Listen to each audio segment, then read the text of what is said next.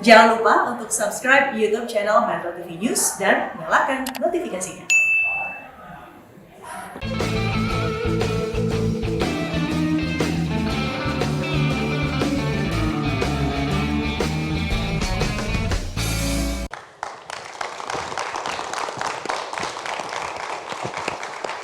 Saya sering kagum, sekaligus bingung ketika melihat ada sosok yang mendedikasikan hampir seluruh hidupnya untuk membantu orang lain.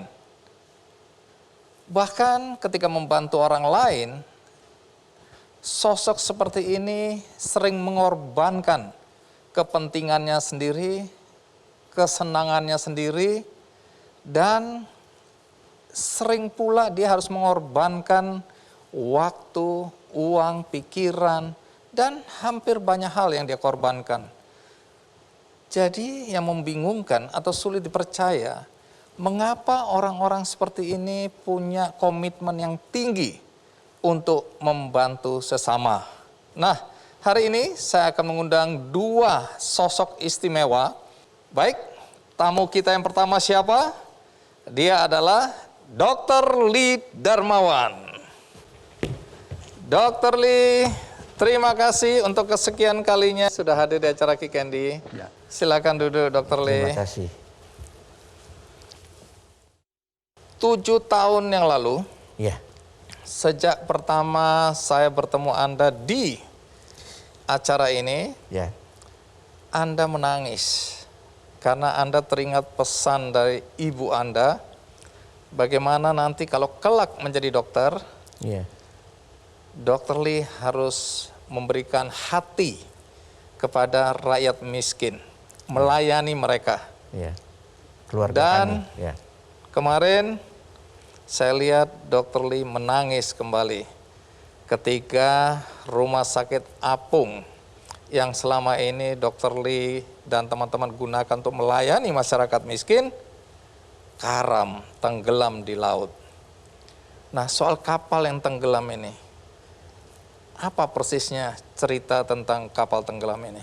Kejadiannya terjadi sangat cepat, Bang Andi. Ada orang berspekulasi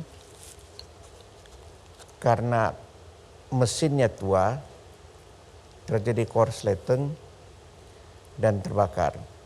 Tapi mesinnya tidak tua. Mesinnya baru, Bang Andi. 2 tahun kurang lebih yang lalu, mesin kapal itu diganti dengan mesin baru. Mesin kapal yang beneran, bukan mesin truk lagi. Tadinya mesin truk ya? Tadinya mesin truk, ya. Jadi pada saat kapal tenggelam, mesinnya itu mesin baru. Mesin baru. Ya, artinya spekulasi apa penyebabnya sampai hari ini masih ada, tapi Anda tidak mempersoalkan itu lagi ya. Tapi yang paling penting tidak ada nyawa yang itu saya syukuri hilang gara-gara peristiwa itu ya. Saya mensyukuri banget itu. Puji Tuhan tidak ada korban jiwa, korban nyawa.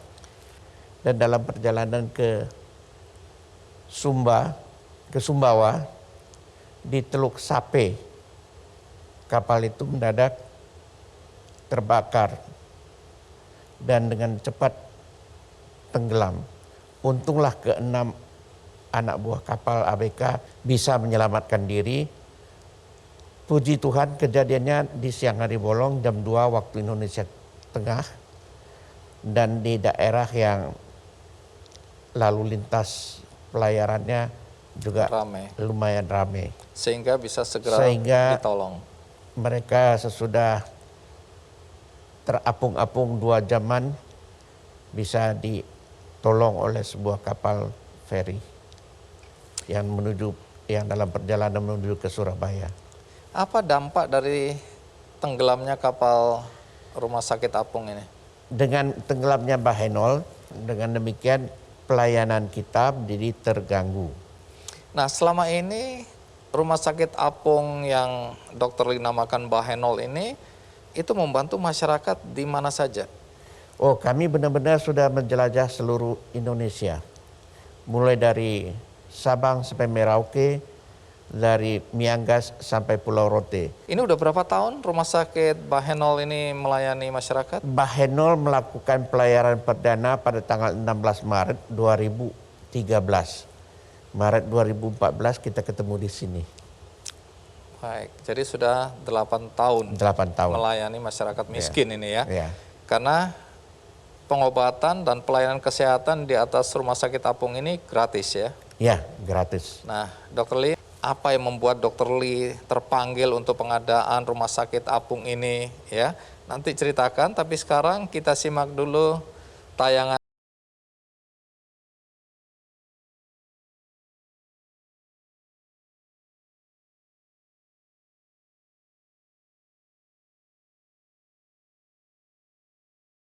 Dr. Lee Darmawan yang telah melayani misi kemanusiaan ke pelosok Nusantara.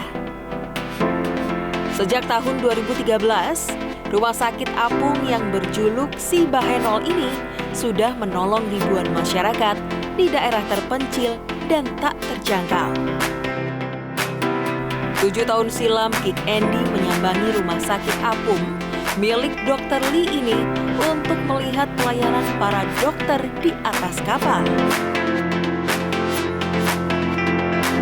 Syukur alhamdulillah. Nah, ya tarik. Izinkanlah saya mengucapkan selamat jalan. Bye-bye Bahenol.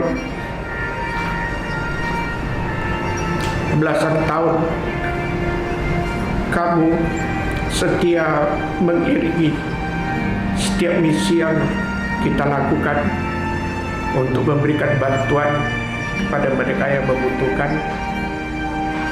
Beristirahatlah kau di tempatmu yang telah ditentukan oleh Tuhan. Terima kasih, Bahenol. 16 Juni 2021, Si Bahenol dilaporkan tenggelam di perairan Nusa Tenggara Barat.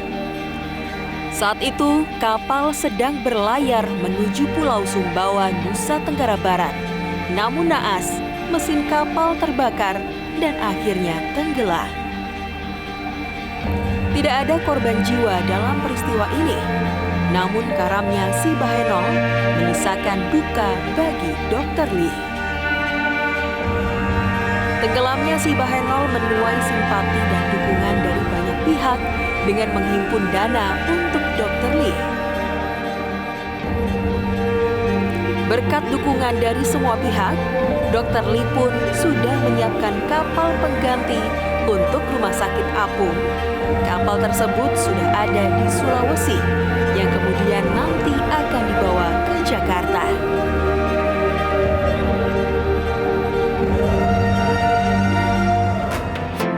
Meskipun Bahenol karam, namun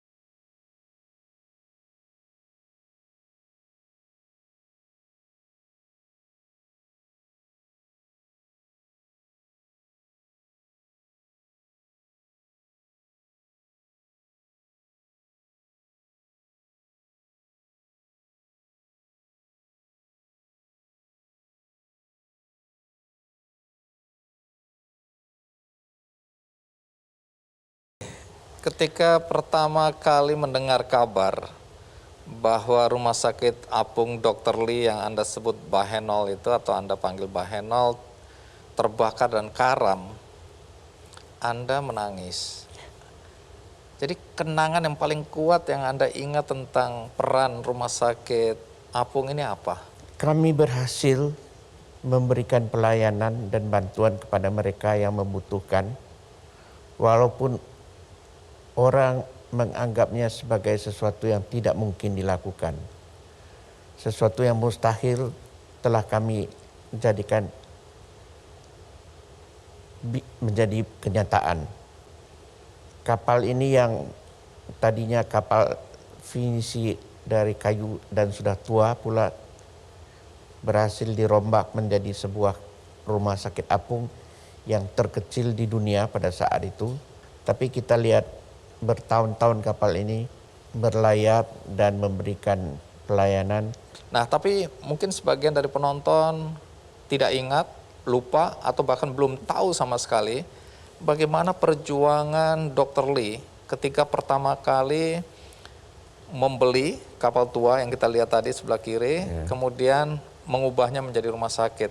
Bahkan untuk itu Dr. Lee harus mengorbankan rumah pribadi, dijual untuk menambah biaya pembelian kapal dan perbaikannya ya.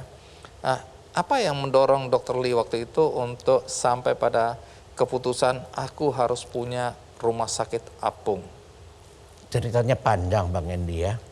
Yang saya ingat setelah ayah meninggal, saya usia 10 tahun, siang hari saya main lari-lari, terus saya datang ke mama, sore hari saya minta makan. Ma, saya lapar. Saya lihat mama tidak memberikan jawaban. Beliau menangis. Lalu mengatakan kepada saya, kamu mainlah, lanjutkan permainanmu. Tanpa mengatakan kamu makan atau tidak ada makanan. Saya lanjutkan permainan, berlari dengan teman-teman, rasa lapar hilang. Bertahun-tahun kemudian, sesudah saya mengenal apa artinya kemiskinan, saya tahu bahwa pada saat itu ketika mama menyuruh saya bermain sambil menangis, saya tahu beliau sangat sedih. Tidak mampu memberi makan kepada anaknya yang lapar. Dan supaya penghiburan cuma menyuruh anaknya bermain lagi, sehingga lupa akan rasa laparnya. Dan ini berbekas di dalam kehidupan saya. Saya tidak bisa melihat orang menderita. Saya akan bersedih hati melihatnya dan berusaha untuk memberikan bantuan. Jadi pengalaman masa kecil dalam kemiskinan, itulah yang mendorong. Awal mula kenapa Anda tergerak hatinya untuk membuat rumah sakit apung ketika ada pertemuan dengan seorang gadis kecil, pasien di Kepulauan K atau di Pulau K? Di Pulau K. Bisa cerita itu? Ya, kami lagi mengadakan pelayanan medis di Pulau K. Saya dengar dari cerita sang ibu, anak ini ada hernia ingkar serata. Jadi artinya ususnya terjepit. Secara teoritis medis, kejadian begini sudah harus dioperasi antara 6 sampai 8 jam.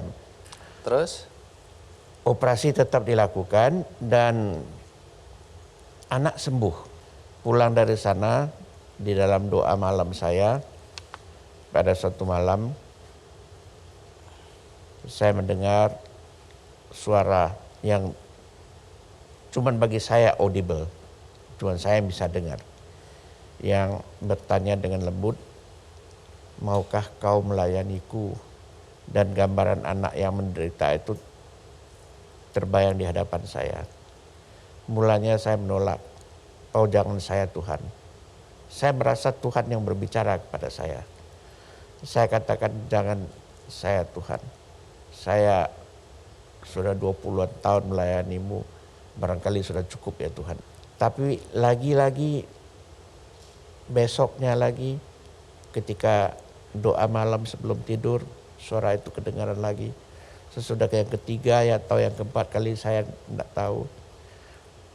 Dengan menangis saya mengatakan, ya Tuhan, aku mau melayanimu. Kalau seingat Dr. Lee, saya nggak tahu nih apakah ada catatannya, berapa banyak orang miskin yang pernah dilayani oleh rumah sakit apung ini? Beberapa tahun yang lalu kami pernah menghitung, itu sudah lebih dari 100.000 orang. 100.000 orang? Ya, itu beberapa tahun yang lalu, mungkin 4 Artinya atau 5 sekarang tahun lebih? yang lalu. Ya. Karena dua hal. Pertama iman saya, kedua nasionalisme saya. Saya yakin proyek ini adalah proyek Tuhan.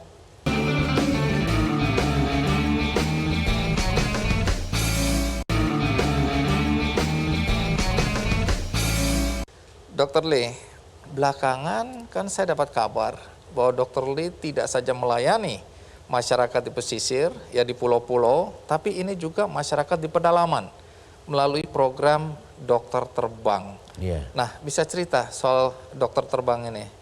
Di mata Tuhan, nyawa seorang manusia itu berharga. Juga di mata seorang dokter. Yang hidup di tengah hutan itu saudara kita juga kan. Nyawa mereka tetap sama berharganya seperti nyawa mereka yang hidup di pesisir. Dan Bang Andi tadi yang mengatakan jangan tunggu bola itu datang, tapi kita lakukan penjemputan bola. Itu adalah ide dasarnya. Oh, dari situ lahirlah program dokter terbang ini. Ya. Apa yang biasa dilakukan melalui program dokter terbang ini? Ya, program dokter terbang ini adalah salah satu programnya Dr. Share. Kami mengobati pasien-pasien yang kami ketemukan. Banyak orang-orang menganggap orang-orang di daerah itu lebih percaya kepada dukun, tapi enggak juga. Ada juga yang datang ketika kami sampai, kami bawa penterjemah tentunya. Iya. Ya. Banyak juga tindakan-tindakan pembedahan yang harus saya lakukan. Bang Andi, ini yang selalu saya katakan, dua penyebab mengapa saya melakukan ini karena dua hal. Pertama iman saya, kedua nasionalisme saya. Saya yakin proyek ini adalah proyek Tuhan yang boleh saya kerjakan sebagai kepanjangan tangan beliau. Segala puji syukur kembali kepada Tuhan. Dan kedua, saya bangga menjadi orang Indonesia dan ingin melihat Indonesia sama seperti negara-negara maju lainnya. Saya ingin ikut berpartisipasi. Saya sering menyitir kata-katanya John Kennedy. Jangan tanya apa yang dapat negara lakukan bagimu, tapi tanyalah apa yang dapat kau lakukan bagi negaramu. Nah, Dr. Lee, kenapa dalam usia yang sampai hari ini Anda tetap saja mendedikasikan diri Anda untuk pelayanan semacam ini?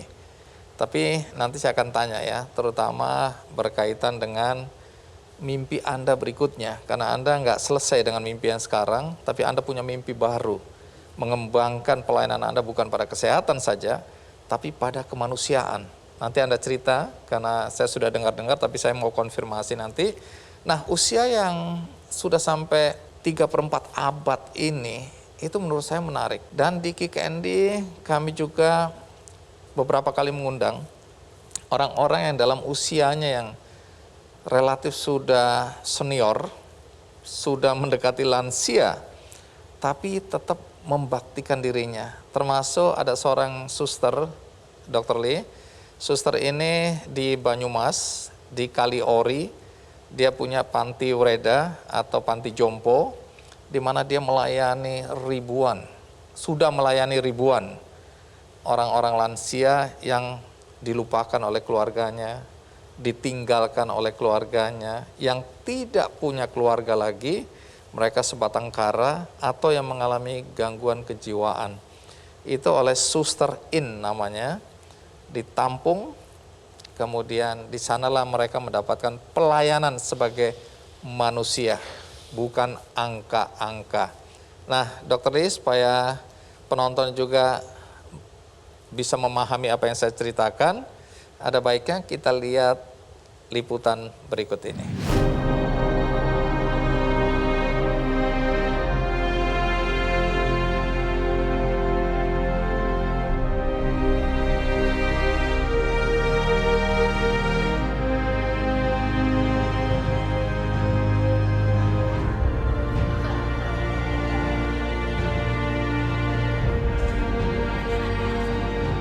Usia senja tak membatasi Suster Veronica Indrawati untuk mengabdikan diri dalam kegiatan sosial. Sosok yang biasa disapa Suster In ini menunjukkan kesetiaannya untuk mengasihi lansia yang terabaikan. Sejak 13 tahun yang lalu, Suster In mengabdikan diri di Panti Ureda Catur Nugraha yang menjadi tempat tinggal para lansia. Sebagian besar penghuni panti jompo ini berasal dari kalangan yang kurang mampu, sehingga dititipkan oleh keluarganya. Suster yang sebelumnya mengelola panti jompo di Semarang ini melakukan survei pada keluarga yang hendak menitipkan orang tuanya. Lên quần ya, lên qua tự lưng tak jemput ya Pak, Iya, siap. tak jemput ya, pakai mobil biasa ya. Jadi segar, Bu. Ya, makanya. Bisa ngedusin apa? Oh ya? Ya, suster ini itu seorang pemimpin yang karismatis ya. Jadi kalau karismatis itu kan unik gitu, tidak semua orang punya gitu. Ya harapan saya itu ada generasi muda yang bisa belajar dari spiritnya suster ini supaya bisa melanjutkan karya ini dengan baik. Bukan hanya peduli dengan lansia yang ada di panti, Suster In juga memberikan perhatian kepada lansia yang kesepian meskipun tidak tinggal di Panti Reda Catur Nugraha. Apa yang ngabari kemarin aku rasa dong, pokoknya mendatangi orang itu HP. Tiap minggu kan pasti di komuni, sakit di rumah sakit juga pernah dijenguk sama Suster In, mendoakan, terus di rumah sudah pulang ke rumah juga Suster In datang menguatkan kita biar ada semangat hidup. Tadinya sudah perasaan sudah mau dijemput Tuhan Yesus gitu. Bagi Suster In, kegiatan sosial yang dilakukannya ini bukan hanya semata membantu sesama, tapi juga sebagai perwujudan iman kepada Tuhan.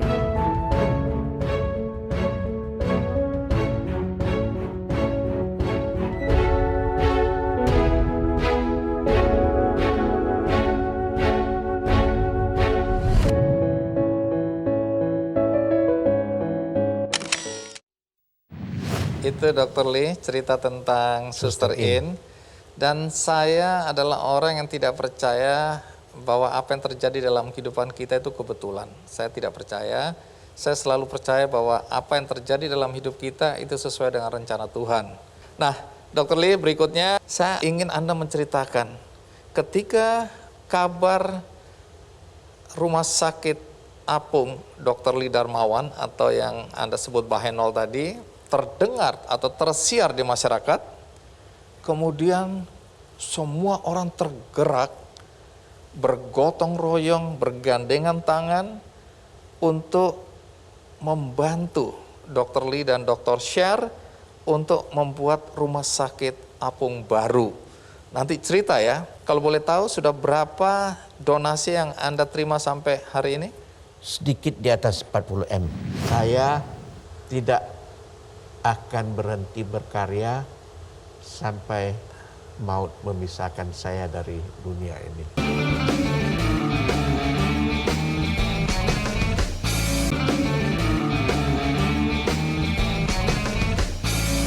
Dr. Lee, ini sesuatu yang di luar dugaan saya. Saya tidak pernah menyangka karena ini di tengah pandemi di mana situasi dan kondisi ekonomi kita lagi berat. Orang yang mau menolong agar mimpi Anda untuk punya rumah sakit dan melayani masyarakat miskin terus berjalan.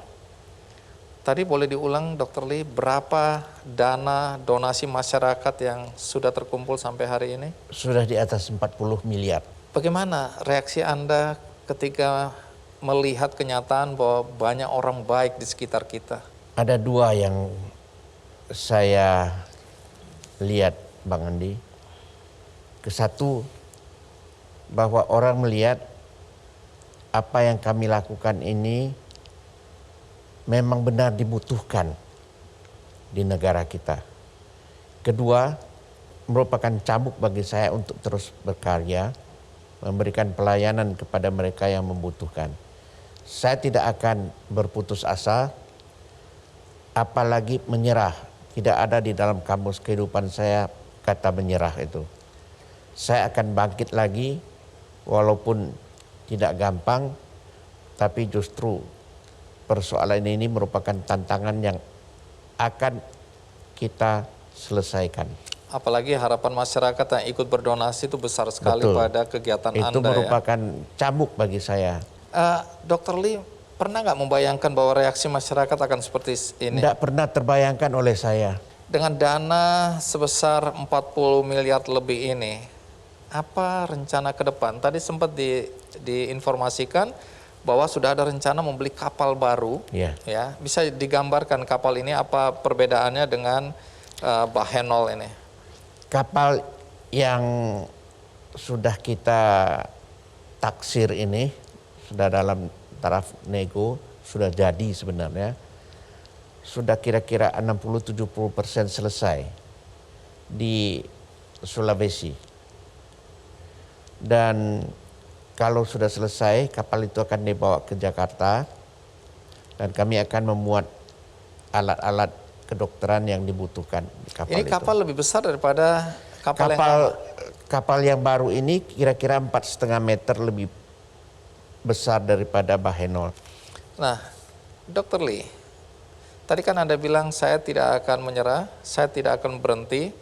Ini bahkan jadi cambuk buat Anda karena kepercayaan masyarakat begitu besar. Ya. Dan tentu saja ini diikuti harapan ya Ya. masyarakat agar Anda tetap melayani Ya. saudara-saudara kita yang terjauh, terluar, termiskin, terlupakan tadi.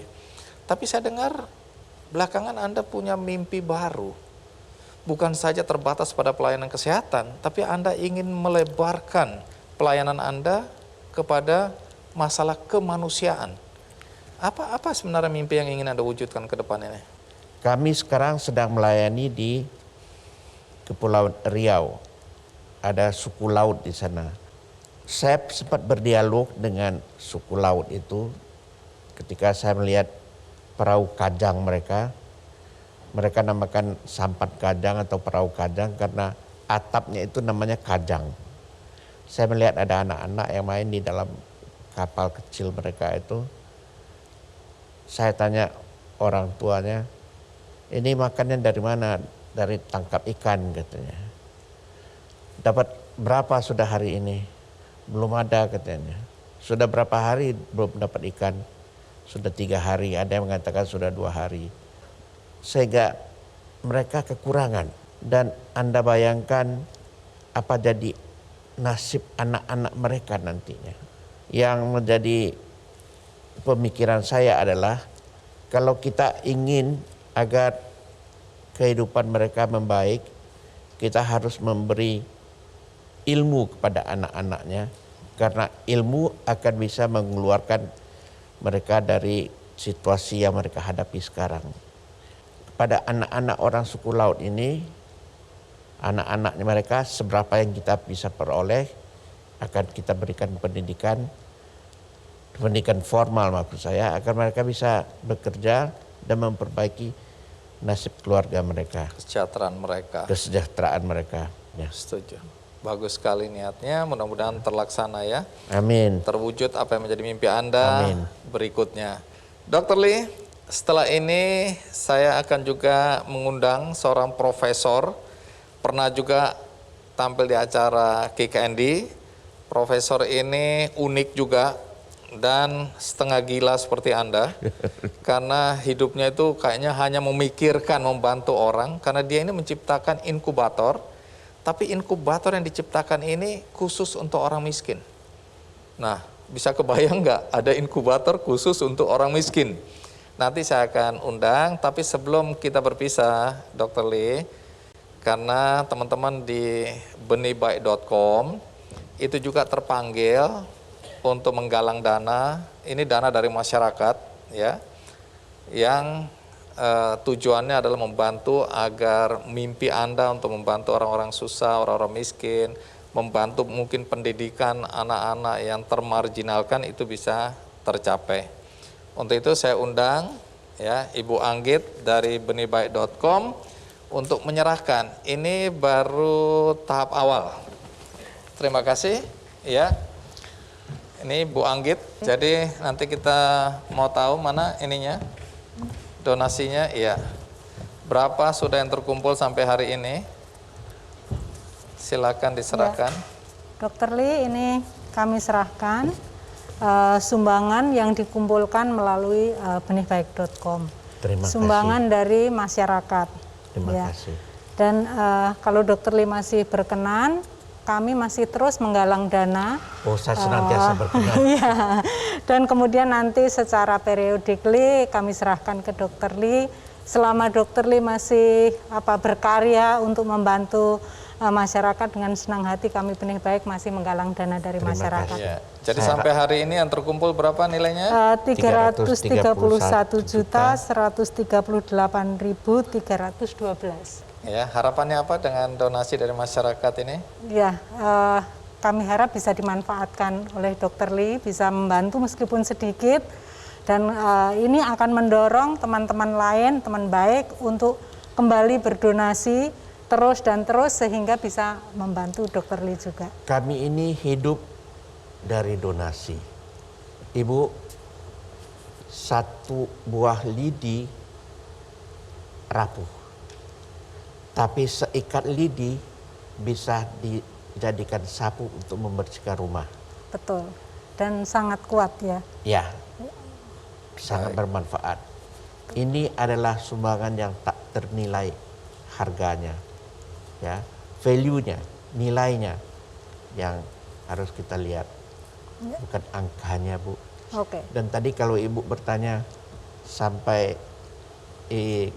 Benih Baik akan ikut menggalang dana selama saya berkarya, Ibu barangkali tidak mengharapkan saya cepat-cepat meninggalkan dunia ya. Jangan, Dok.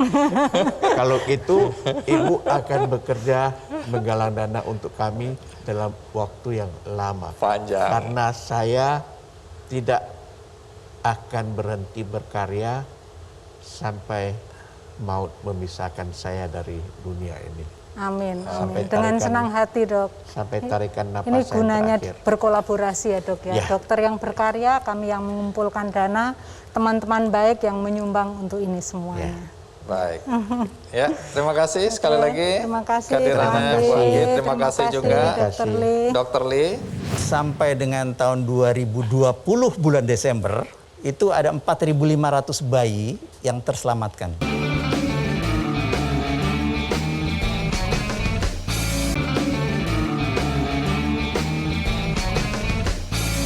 Tadi sudah saya informasikan sedikit mengenai tamu kita berikutnya, yaitu seorang profesor yang unik. Karena dia menciptakan inkubator khusus bagi anak-anak yang lahir prematur dari keluarga yang kurang mampu. Nah, siapa profesor yang unik ini? Mari kita sambut Profesor Raldi Artono Kustur. Iya. Prof. Raldi, apa kabar? Alhamdulillah baik. Berapa puluh tahun kita nggak ketemu? 7 tahun. Oh, 7 tahun. Kirain puluhan tahun. Silakan duduk. Nah, hari ini saya tentu ingin tahu apakah setelah pertemuan kita 7 tahun yang lalu, di tahun 2014, Anda melanjutkan inovasi Anda soal inkubator ini. Ya, Apa yang Anda lakukan? banyak hal. Pertama, kalau dari sisi produknya ya, Ya. kita membuat beberapa perkembangan lah, saya bilang ya. Dulu misalnya, itu kita sebut inkubator utuh, wungkul kalau orang Jawa bilang. Iya. Sekarang ada inkubator lepas pasang. Oh, knockdown. Knockdown. Pinter. Itu istilah mobil sebetulnya knockdown. Inkubator knockdown. Oke. Jadi gini, kalau inkubator wungkul nih, ya, saya bilangnya volumetric, makan tempat. Karena itu kemudian saya dan asisten saudara Rehan mendesain baru. Kemudian jadilah setahun jadilah inkubator lepas pasang. Dia bisa dicopot-copot sehingga bisa di-pack menjadi seperlimanya. Dan Jadi kemudian tidak menyita ruang, dan sekaligus aman. Sekaligus aman ya, tidak berisiko pecah dan ongkosnya lebih murah. Nah, tapi dari sejak kita bertemu 7 tahun yang lalu sampai hari ini, berapa banyak inkubator yang sudah Anda buat? Waduh, jadi kita ngitungnya bukan jumlah inkubatornya, tapi jumlah bayi yang tertolong. jumlah bayi yang tertolong? Karena ini beredar ini ya, Iya. inkubator ini bergerak ya. Jadi kalau dulu waktu tahun 2014 baru ada 10 agen di 10 kota, Iya. sekarang ada 120 agen di 120 kota. Yang saya ingin tahu, dengan 100 agen lebih, agen itu kan orang yang mau mengganti biaya produksi, mau mengantarkan kepada yang membutuhkan, mengambil dan merawat. Ya. Kira-kira berapa banyak atau mungkin ada angka berapa banyak bayi yang sudah bisa diselamatkan dengan apa yang Anda lakukan sampai hari ini? Kami itu kan mulainya tahun 2012 sampai dengan tahun 2020 bulan Desember itu ada 4.500 bayi yang terselamatkan. Sebanyak itu? Sebanyak itu. Itu di mana saja bayi-bayi ini? Ya di 120 kota itu. Di mana itu? Ya, jadi saya bisa bilang 80%-nya ada di Jawa dan Bali. Sisanya 10-20% ada di luar Jawa. Oke, menarik. Nanti cerita lebih jelas apa yang terjadi dengan dukungan dari teman-teman agen-agen ini. Ya. Nah, ini kan mungkin di antara penonton sudah lupa atau ada yang belum pernah dengar kisah kenapa kok Anda ya sampai hari ini masih memproduksi inkubator yang Anda dedikasikan untuk keluarga-keluarga miskin. Ya. Itu yang mungkin teman-teman yang nonton obrolan kita hari ini ingin tahu. Tapi sebelum itu, ada baiknya kita lihat dulu tayangan berikut ini.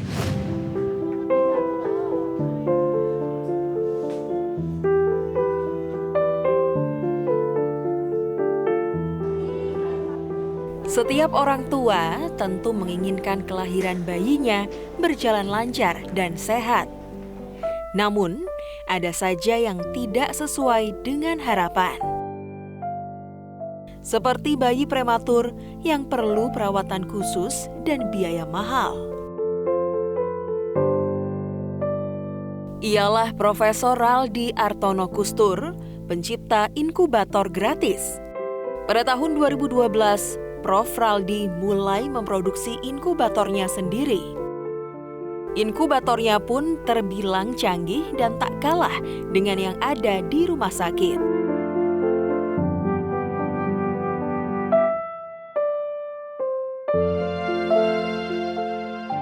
Guru besar Teknik Mesin Universitas Indonesia ini menciptakan inkubator untuk dipinjamkan cuma-cuma bagi keluarga prasejahtera.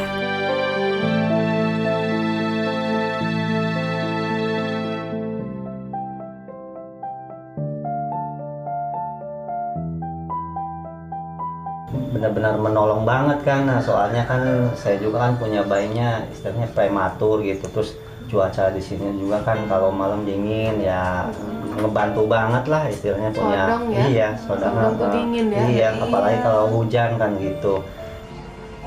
Kalau menurut saya sangat membantu Pak, khususnya kalau kayak orang-orang kayak saya gini loh Pak yang punya bayi prematur, terus ya ekonominya apa ya di bawah lah.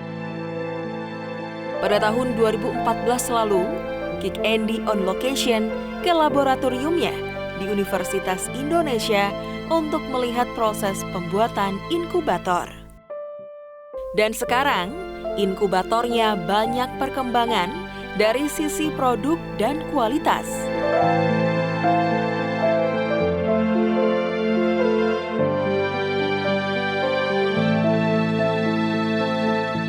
Desain inkubatornya semakin efisien dan dilengkapi digital untuk mengatur temperatur.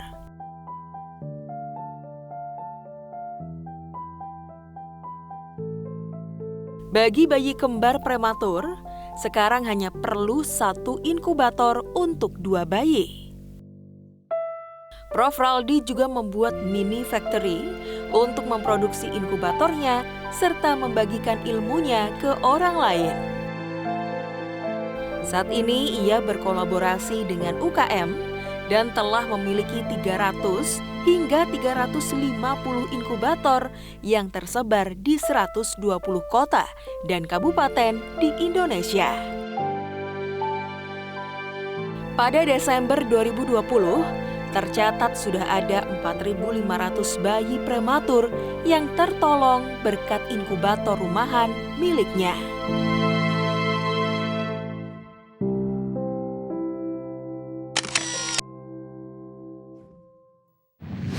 Oh, jadi bukan cuma satu bayi di dalam satu inkubator, tapi Anda sudah bikin untuk bayi kembar ya. Nanti cerita, tapi sebagian orang mungkin belum pernah dengar cerita tentang Anda. Jadi cerita sedikit awal mula sampai Anda terpanggil untuk membuat inkubator dan Anda dedikasikan untuk keluarga-keluarga miskin. Itu bagaimana ceritanya, Prof? Jadi di suatu hari tahun 1989, jadi udah lama ya, saya mampir ke rumah kakak saya, dia dokter anak. Dia bawa inkubator kecil, rusak ke rumahnya dari rumah sakit. Terus saya lihatlah inkubator itu, saya periksa-periksa. Kemudian terang aja rusak, habis ininya gini sih, itunya gitu sih, ininya gitu. Kalau boleh saya bilang, saya kritik terus.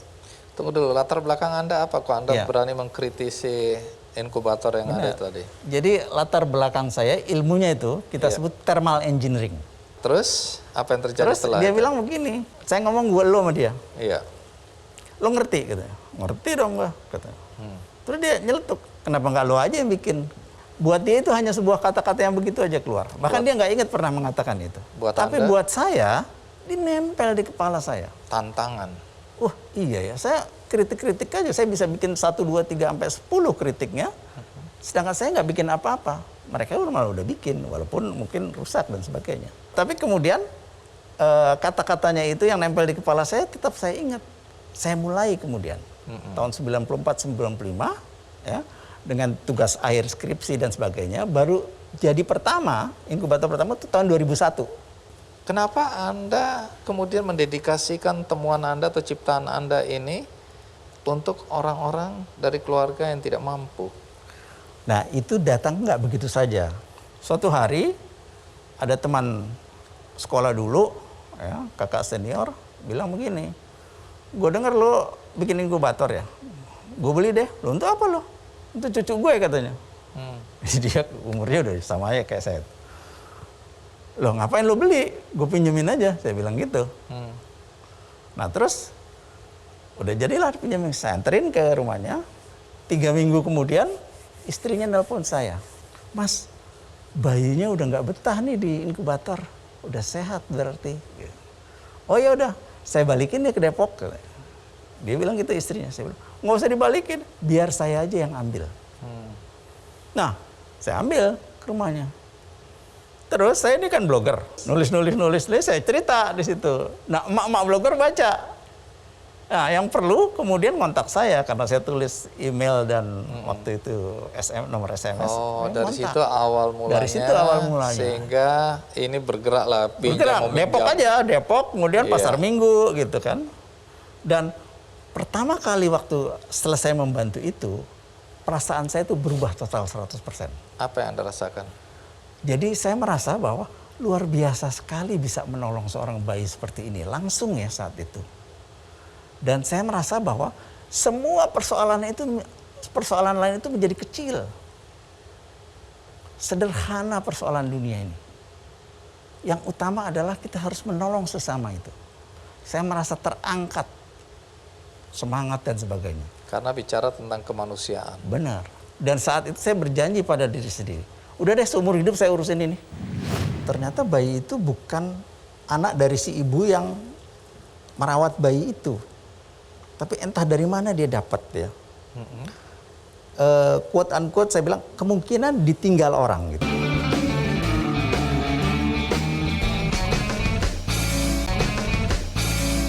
Profesor Aldi, tentu penonton mulai bertanya-tanya nih. Kalau dia tahu atau mungkin dia sendiri membutuhkan atau mendapat informasi ada yang membutuhkan inkubator seperti ini karena mungkin di daerah dia rumah sakit jauh atau rumah sakit punya persediaan tapi terbatas atau mungkin sewanya mahal.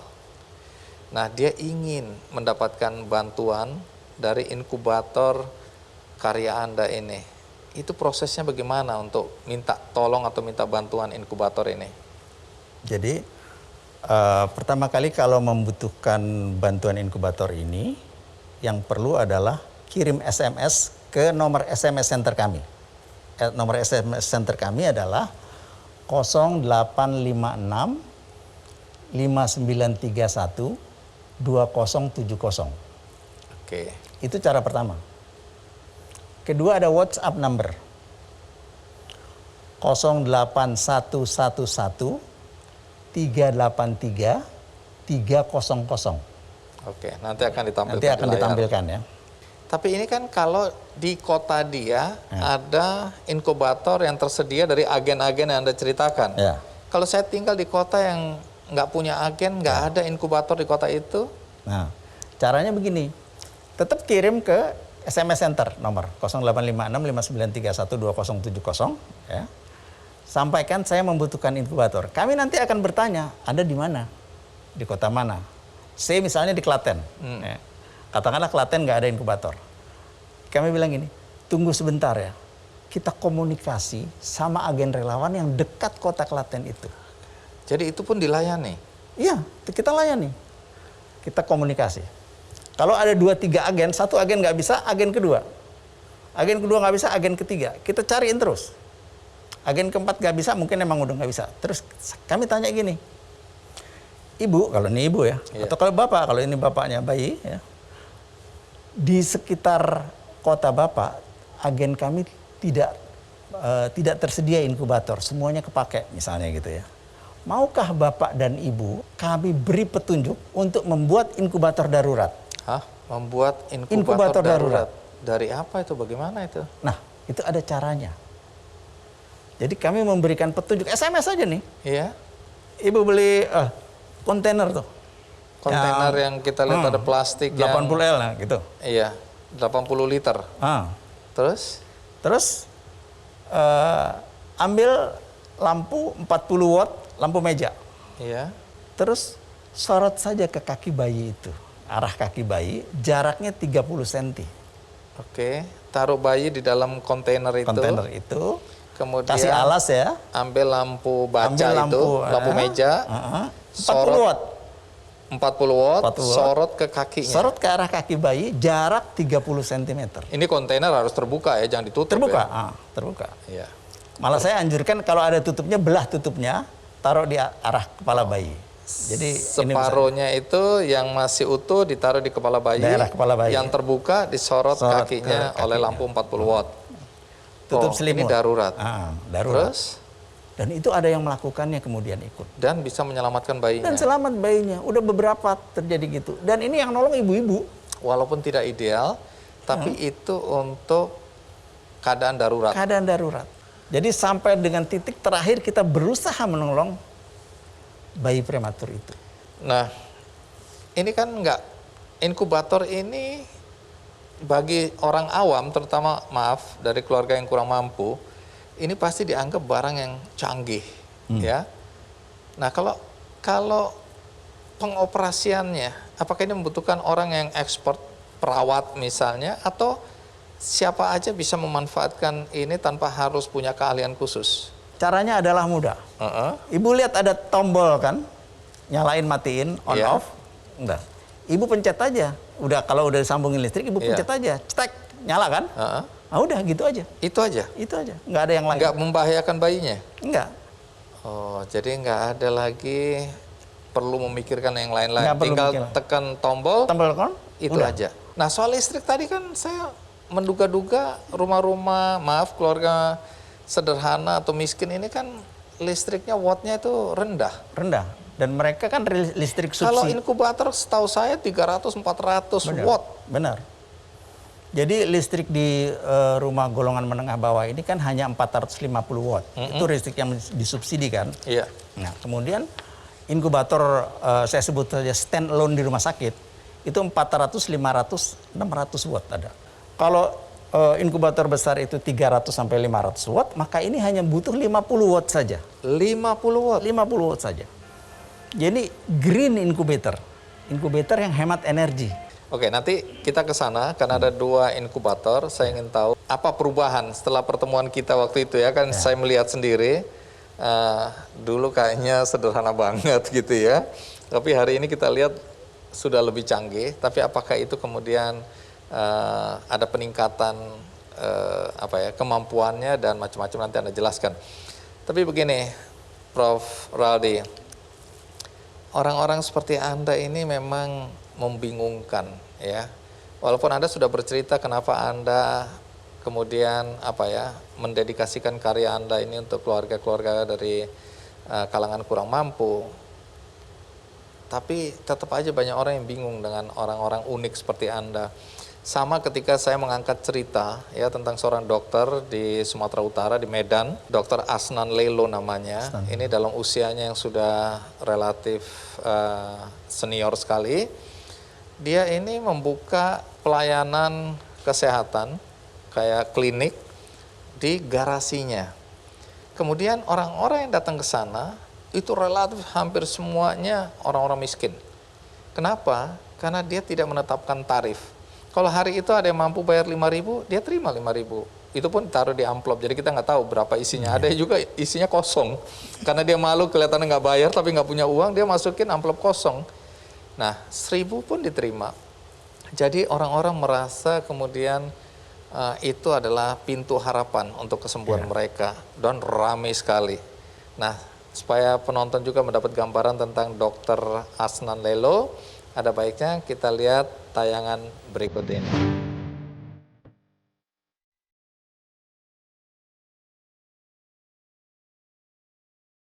Dokter biasanya identik dengan pengobatan mahal. Namun ternyata masih ada dokter dalam praktiknya hanya dibayar sukarela oleh pasiennya. Di Kota Medan, Dr. Asnan Lelo menjadi sosok yang fenomenal. Mengabdi untuk orang banyak sudah menjadi tujuan utama Asnan sejak sekolah dasar. Namun sayangnya, tidak mudah bagi Asnan atau biasa dipanggil Buya untuk melaksanakan niat baiknya. Tuduhan ekstremis seringkali diterima bahkan sempat menghambatnya untuk mengambil pendidikan profesor farmakologi di Flinders, Australia. Namun semangatnya membuat anak pertama dari 6 bersaudara ini berhasil meraih gelar PhD tahun 1987 dari Australia. Kembali ke tanah air, Asnan pun melanjutkan pengabdiannya pada dunia kesehatan. Dengan membuka praktek sejak tahun 1978, tepat setelah menyelesaikan pendidikan kedokteran di Fakultas Kedokteran Universitas Sumatera Utara. Asnan membuka praktek di garasi rumahnya, tidak seperti praktek dokter pada umumnya. Pasien yang datang hanya membayar seikhlasnya. Tempat praktek ini tidak memiliki papan nama, namun pasien yang datang selalu ramai setiap harinya. Tak jarang, Asnan yang dibantu istri dan mahasiswa kedokteran yang sukarela membantu prakteknya, bekerja melayani pasien sejak pukul 5 sore hingga dini hari. Seiring berjalannya waktu, tempat praktek ini semakin ramai dikunjungi. Tidak hanya dari kota Medan, tapi dari penjuru Pulau Sumatera, bahkan hingga negara tetangga seperti Singapura. Ya, berobat kemari biayanya sukarela dan resep yang diberikan pun relatif harga obatnya murah dan kualitas obatnya pun lumayan lah untuk masyarakat, membantu masyarakat juga. Itu sangat baik lah, kita sangat memberikan apresiasi juga kan kalau bisa lebih banyak lagi lah dokter yang seperti ini. Biar membantu masyarakat. Sekarang kan kesehatan kan memang sangat penting kan, apalagi ekonomi sekarang makin susah kan. Nah, bisa cerita sedikit tentang pengalaman Anda, bagaimana inkubator ini menyelamatkan nyawa bayi yang lahir prematur di samping kandang kambing. Itu apa ceritanya ya? Jadi suatu hari kami dapat berita sebetulnya dari macam-macam SMS yang masuk gitu. Ada bayi yang membutuhkan inkubator. Dan ternyata bayi itu bukan anak dari si ibu yang merawat bayi itu. Tapi entah dari mana dia dapat ya. Quote unquote saya bilang kemungkinan ditinggal orang gitu. Kemudian diselamatkan oleh si ibu ini. Dan ibu ini rumahnya dempet sama kandang kambing. Karena memang melihara kambing itu jadi kerjaannya dia. Jadi seperti si anak itu berada di pemeliharaan seorang ibu sendirian lagi. Ya, di sebelah kandang kambing. Nah, Kebetulan ada agen kita yang luar biasa, saya sebut namanya karena memang dia luar biasa. Ibu Eni Bonaventura, tinggal di Jonggol. Dia sangat care gitu. Begitu ada berita seperti itu, dia langsung action membawa inkubatornya. Dan kemudian ditaruhlah inkubator ini. Kebetulan listrik ada, jadi taruhlah bayi itu di dalam inkubatornya Ibu Eni ini. Dan banyak cerita-cerita kemanusiaan seperti ini. Banyak sekali. Nah, nanti habis ini kita dengarkan ya cerita Anda tentang fungsi-fungsi dan kelebihan dari inkubator ciptaan Anda. Sekarang kita rehat, saya akan segera kembali. Saya wakafkan diri saya untuk menolong bayi prematur. Sampai mati.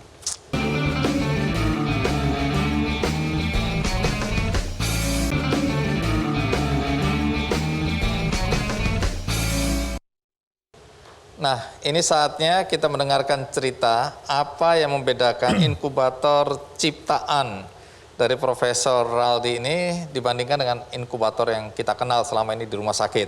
Tentu selain harganya, wattnya tadi udah ceritain, ini wattnya cuma 50 watt ya. Kemudian ada knockdown atau bisa di, apa istilahnya? Dilepas pasang. Lepas pasang ya. Dan kemudian fungsi-fungsi yang ada di sini. Apa yang membuat ini menjadi berbeda. Nah sekarang, dan kenapa antara ini dan ini berbeda? Karena yang tadi saya lihat dari awal itu kan juga lain. Ini generasi keberapa, ini generasi keberapa? Jadi begini, prinsip dulu ya. Oke, prinsip cara kerjanya. Cara kerjanya. Oke. Jadi ini berbeda dengan inkubator biasanya di rumah sakit. Bedanya? Ya. Bedanya begini, Anda lihat sekarang ada lubang-lubang di sini ya. Iya. Ini ada maksudnya. Apa itu? Pertama, jadi udara di heating chamber ini, iya, itu naik ke atas. Oke. Ke kabin bayi, menghangatkan kabin bayi ini. Iya. Ya. Kemudian keluar. Nah di sini ada lubang nih. Oh ada lubang lagi. Jadi dia keluar. Terus? Nah karena tempatnya kosong, kan udah naik. Iya. Masuk udara baru dari luar. Oh jadi sirkulasi udaranya. Alamiah kita sebut. Sirkulasi alamiah. Yang kedua, tadi kan bilang operasinya mudah. Iya. Nih saya kasih contoh. Tekan tombol mati, terus cetek, selesai. Selesai. Itu doang. Nggak usah 15 menit apa-apa. kemudian kalau baru ya, 15 kemudian nanti temperatur di dalam ini naik. Hangat. Naik jadi 33. Kita tahu temperatur di dalam dari mana? Nah, ini kita kasih temperatur digital. Oh, oke. Jadi Ya, kita bisa gantung tahu di ya. situ, jadi taruh. Jadi yang dipinjemin itu sebetulnya satu paket. Ya. Inkubator ini suhu digital juga. Itu juga dipinjamkan. Terus timbangan bayi. Oh. Jadi kita monitoring seminggu sekali, kita tanya berapa beratnya. Nah beratnya biasanya naik. Ya. Kalau tadinya 1,5, seminggu kemudian 1,7. Nah kalau beratnya udah 2,3, kita bilang latih bayinya di luar inkubator siang hari. Nah bayi dengan berat, bayi prematur ya, dengan berat berapa yang pernah ditolong melalui inkubator ini? Jadi rata-rata ya, kita menerima permintaan itu, bayi beratnya 1,5 kilogram. Ini kira-kira berapa ini? Segini? 1,5 kilogram ya. Kecil sekali nih. Bahkan kami pernah menolong 700 gram. Lebih kecil dari ini? Lebih kecil dari seperti ini. Astaga. Dan selamat? Selamat. Mungkin udah ada 10 gitu bayi yang 700 gram. 700 gram. 700 gram. Selamat. Jadi bayi-bayi seperti itulah yang membutuhkan alat ini. Nah, cara kerja yang lain apa? Yang istimewa, yang membedakan dengan inkubator yang biasa kita kenal di rumah sakit. Sekarang pemanasnya ini hanya lampu bohlam biasa. Oke, itu lihat kan artinya? lampu bohlam biasa. Artinya dia ada habis 2-3 kali dipakai gitu ya. Kan memang mati. Ya, kayak lampu ini kan ada waktunya dia mati. Iya. Tinggal beli di warung-warung bisa ganti. 25 watt ini. 2 jadi 50 watt. Harganya 6.000 perak. Oke, artinya mudah didapatkan spare part-nya. Nah, apa bedanya ini dan ini? Nah gini, ini yang kita sebut tadi wungkul, utuh. Oh, utuh. Oh iya, permanen ini ya, nggak bisa diapa-apain. Ini? Oh, ada skrup-skrupnya. Ada skrup-skrup bisa dibongkar, dilipat, dikirim. Dia Kenapa nanti modelnya ini? Jadi segini nih nanti. Iya, karena ini dilipat-lipat-lipat. Nah, ini kenapa modelnya apa? Trapesium? Trapesium. Apa? Jadi gini. Ini kenapa modelnya seperti ini? Nah, ini kan tipe-tipe yang sebelumnya ya. Jadi kalau di belakang ini ada tulisan D. Ini Apa artinya generasi D. Oh, terus? Ini generasi H biasanya. Mana ini? H. Oh, oke. Jadi terus? udah D, E, F, G, H. Ini bahkan sudah berkembang jauh setiap nih. kali gitu. Jadi ini tadi bicara soal bayi, bicara soal ini. Tapi kalau kembali lagi ya, tadi kan Anda membuat inkubator untuk bayi kembar. Benar. Nah, itu bagaimana ceritanya? Jadi gini, kita ini banyak permintaan bayi prematur dan bayi prematur kembar juga banyak. Jadi kira-kira 10-15% dari bayi prematur yang ada ini kembar ternyata. Saya juga nggak ngerti kenapa banyak kembar sekarang. Bahkan ada yang kembar 3, triplet jadi. Oke. Nah, kami ini sudah menolong 17 bayi kembar 3. Dengan inkubator yang untuk anak kembar itu tadi? Dengan inkubator ini. Nah, terasa kan betapa dibutuhkannya inkubator yang sekaligus buat, kalau kembar 3 aja udah 17 yang kita tolong, kembar 2 udah banyak nggak kehitung. Jadi permintaan banyak itu bikin kita pikir, oh kalau gitu kita bikin aja inkubator bayi kembar yang khusus memang buat bayi kembar. Baik, Prof, dengan apa yang Anda ciptakan ini, ya lepas dari orang bilang ini profesor agak gila dikit, apa sih kebahagiaan yang Anda dapatkan dengan menolong bayi-bayi prematur ini? Saya hanya bisa kasih contoh satu aja. Suatu hari datanglah ibu bayi dengan bayinya, bapak bayi ada, kakek bayi ada, nenek bayi ada, om bayi ada, kakak bayi ada, 9 orang datang masuk ke ruangan saya. Kursi juga udah nggak cukup. Mereka bilang terima kasih Pak, ini ditolong dan sebagainya. Ya kita ngobrol lah. Kemudian mereka selesai pulang, keluar pintu. Setelah mereka nggak ada, mereka turun lift. Saya keluar pintu. Apa yang terjadi pada saya? Saya melayang di udara gini, Bang Andi. Maksudnya apa? Makin ke atas. Nanti dulu. Saya lihat mobil-mobil kecil. Gila ya? Apa artinya ini? Artinya saya jadi orang yang paling bahagia di dunia. Anda bayangin. Jadi semua persoalan di dunia ini jadi kecil buat saya. Ketika orang mau korupsi, kayak mau jadi presiden, kayak mau enggak, enggak penting. Saya istilahnya wakafkan diri saya untuk menolong bayi prematur sampai mati. Terima kasih Prof. Terima kasih sama-sama. Sampai jumpa lagi di kesempatan ya. Ya, tadi kita sudah dengar cerita tentang Prof. Raldi dan tadi saya sudah sampaikan bahwa ada kabar baik juga yang ingin saya sampaikan, yaitu bagaimana di tengah situasi dan kondisi pandemi ini banyak orang baik di sekitar kita yang mengulurkan tangan untuk saling berbagi, membantu saudara-saudara kita yang terpapar, terdampak, dan membantu bagaimana Indonesia bisa cepat pulih dari kondisi akibat pandemi COVID. Nah, untuk itu saya mengundang ada Pak Irwan dari Ming dan Anggit Hernowo dari benihbaik.com. Silakan. Terima kasih waktunya Pak Irwan. Iya. Terima kasih juga Bu Anggit yang tampil kembali. Jadi hari ini Pak Irwan dari Ming ingin memberikan dukungan ya kepada saudara-saudara kita untuk mengedukasi mereka, menginformasikan ya hal-hal penting yang berkaitan dengan semangat kebangkitan melalui benihbaik.com. Jadi silakan diberikan secara simbolik bantuannya. Silakan diserahkan dulu. Iya. Terima kasih. Bantuan publikasi penanganan COVID-19 dari Ming melalui benihbaik.com. Nah, Pak Irwan, apa saja yang sudah dilakukan oleh Ming? Kami dari Ming ini perusahaan OH, digital OH, atau advertising outdoor gitu ya, yang gampangnya. Jadi kami itu memang menyiapkan sebagian daripada slot kami di outdoor itu untuk kami berikan kepada Benih Baik untuk mensosialisasikan bagaimana kita sama-sama memerangi pandemik ini, Pak. Gitu. Semoga apa yang kami serahkan ini bisa memberikan implikasi yang baik lah kepada masyarakat. Kalau boleh tahu bentuk advertising outdoor ini apa bentuknya?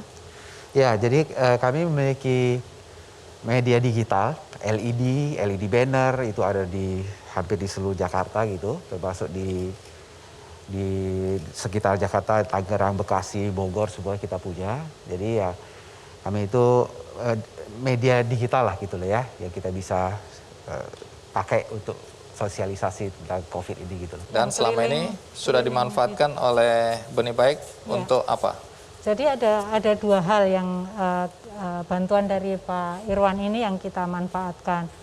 Yang satu adalah untuk edukasi. Jadi edukasi selama pandemi COVID ini mengenai bagaimana bersikap, berbuat dalam masa pandemi. Yang kedua adalah ajakan untuk bergotong royong. Jadi kita ayo peduli kepada sesama.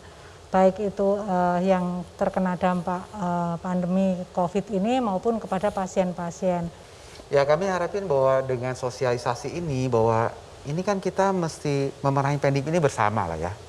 Jadi apa yang kita bisa kontribusikan, apa yang bisa kita berikan ini supaya bisa dimanfaatkan dengan baik, sehingga pandemi ini makin cepat lah selesainya. Baik, terima kasih Pak Irwan, terima kasih juga buat Bu Anggit.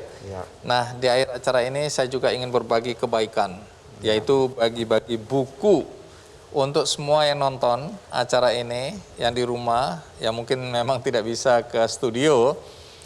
Kalau Anda ingin mendapatkan buku ini, judulnya Suster Apung, maka Anda bisa mendapatkannya dengan cara ikut kuisnya di Twitter Kick Andy. Kemudian ada juga undian di website kickandy.com. Dan bagi Anda yang tadi menyaksikan acara ini dari tengah, tidak dari awal, jangan khawatir karena Anda masih bisa mengikuti tayangan ini secara utuh dari awal melalui metrotvnews.com. Dan ada tayangannya, ada cuplikannya di website Kick Andy Show. Akhirnya kalau Anda ingin berbuat baik seperti Pak Irwan, dan juga tadi kita sudah tonton Dr. Lee, itu mendapatkan dukungan dari masyarakat melalui benihbaik.com. Jadi Anda juga bisa berbuat baik, ikut membantu saudara-saudara kita dengan klik benihbaik.com. Akhirnya semoga topik kita kali ini bisa memberikan energi positif bagi kita di tengah pandemi COVID ini. Sampai jumpa.